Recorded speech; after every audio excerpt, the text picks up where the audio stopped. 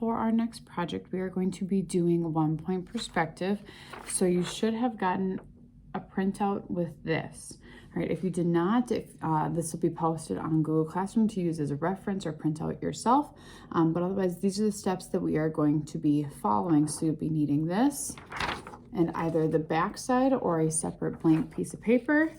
You'll be needing pencil, eraser, ruler, or a straight edge. If you don't have a ruler, any straight piece of paper will work out just fine. You just need something that's going to be straight and help you with your guide points.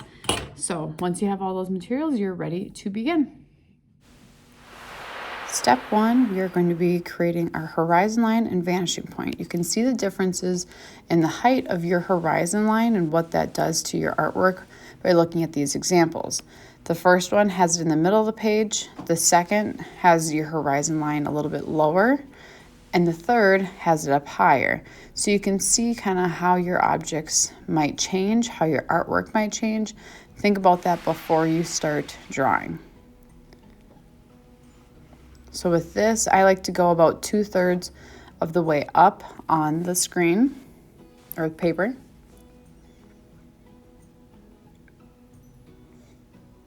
And I always think it's more interesting if you put your vanishing point off to one side or the other. You don't have to, but I like to. The next part is creating these reseating lines. This is kind of really good for a starting point on train tracks or roads or sidewalks, just any kind of road in general, rivers even, different options. The third, you're going to be starting your building. Make sure that the top and the bottom lines that you are making for this rectangle are parallel to the bottom and the top of your page. Otherwise, your building is going to look crooked. Now, the left and right side of your building, you want to make sure that it's parallel to the left and right side of your paper. Same thing, it's going to look crooked on your page if you do not keep it parallel. Parallel means it's going in the same exact direction.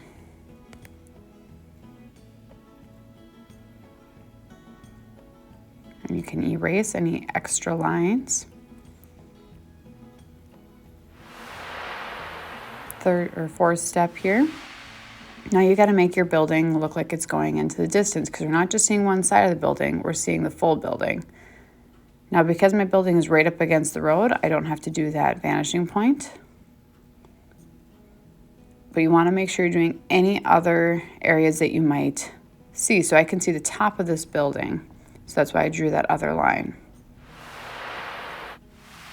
And then we have to end our building because otherwise right now it looks like it's going on forever and ever. So you want to make sure that you're going parallel to the front of the building lines. And then even to the top if you can see the top of the building, just like this.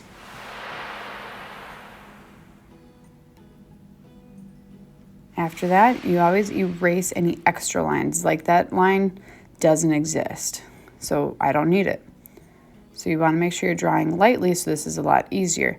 Any lines that maybe exist but you wouldn't see through your building, you want to make sure you're erasing and then clean up anything that might look a little funny. Now drawing a building behind the other one, same thing. We're still focusing on keeping everything parallel. But I wouldn't draw my rectangle through because I can't see a building through a building.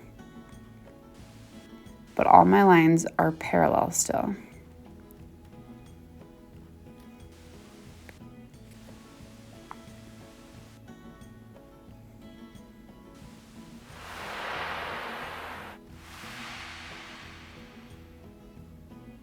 So once again, I draw my reseating lines. And I don't see any of those other points. Don't need to draw those. So then I'm done with my reseating lines. Now I need to end my building again so it doesn't go on forever. Same thing, keeping it parallel, erasing those extra lines.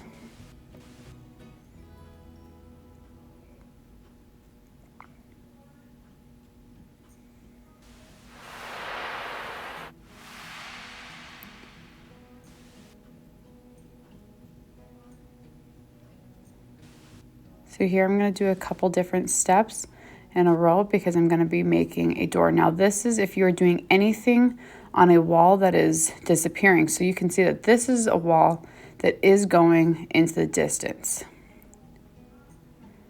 You can, once you get good at this, you can see how I didn't draw my reseating line all the way back. If I know I don't need all of it, I'm not going to go through and draw it. It's just more erasing. When you're first learning, you need to make sure you're drawing all of those. So here is how to do a sidewalk. Now when you are closer, you're going parallel to the bottom of the page. And then as you go farther back, you slowly kind of get these lines to get closer and closer, because you have to think that if you're looking at it in the distance, things look like they're getting smaller and smaller. So that's why we draw them getting smaller and smaller. But yet they're always parallel, because in a way it's like the side that you're looking at. It's not the side that's going into a distance. It's kind of like seeing the one side of the building. It's kind of what those lines are for your sidewalk. Now these are the lines, kind of just creating that, continuing the crack to go around the edge of the curb. Do you have to do this step? No, I just like to kind of add it as like a nice little extra detail if you're going above and beyond.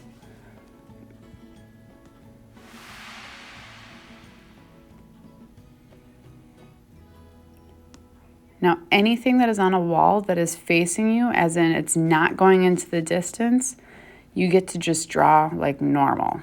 If it is facing you and doesn't have to disappear, you get to just draw it.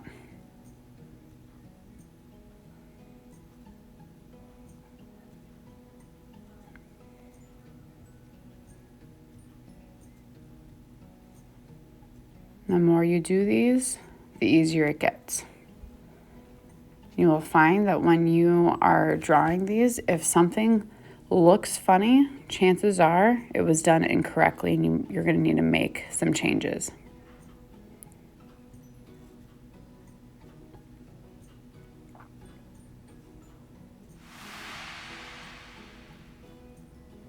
Now this is a window that's going away from you, and it's made just like we made that door. So I start with the closest edge that I would be quote unquote facing, and then you make it disappear from there.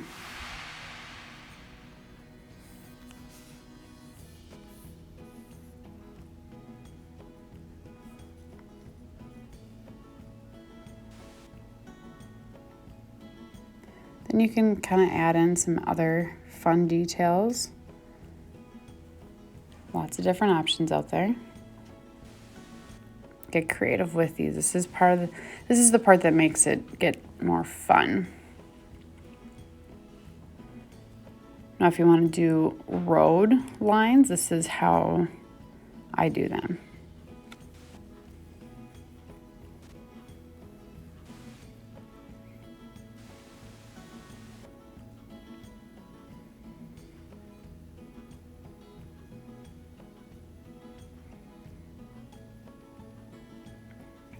And this is kind of like the sidewalk lines. They just go straight across. I know sometimes it seems a little weird that they just go straight across and not at an angle, but that's all they do.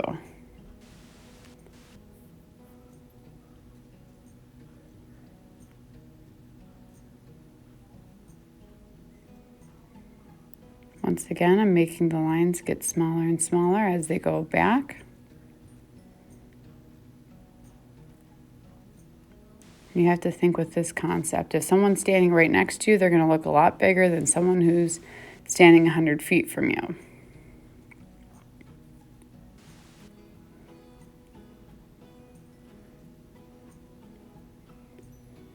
You will find the lighter you draw, the easier erasing becomes.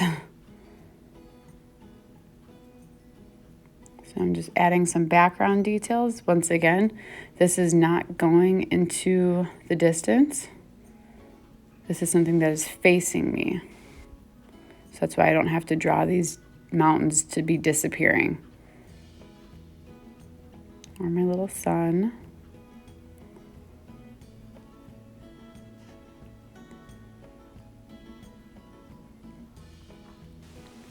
Now, if you want to make trees, bushes, multiple animals or people, and you want them to look like they're the same size, you can see here I kind of found the general edge of where the top of that bush is, found out where the left side of the bottom is, and then I kind of draw over because the right side of my bottom is kind of the side of this sidewalk. So I start with the bottom and then make sure that the top only goes up to that top line.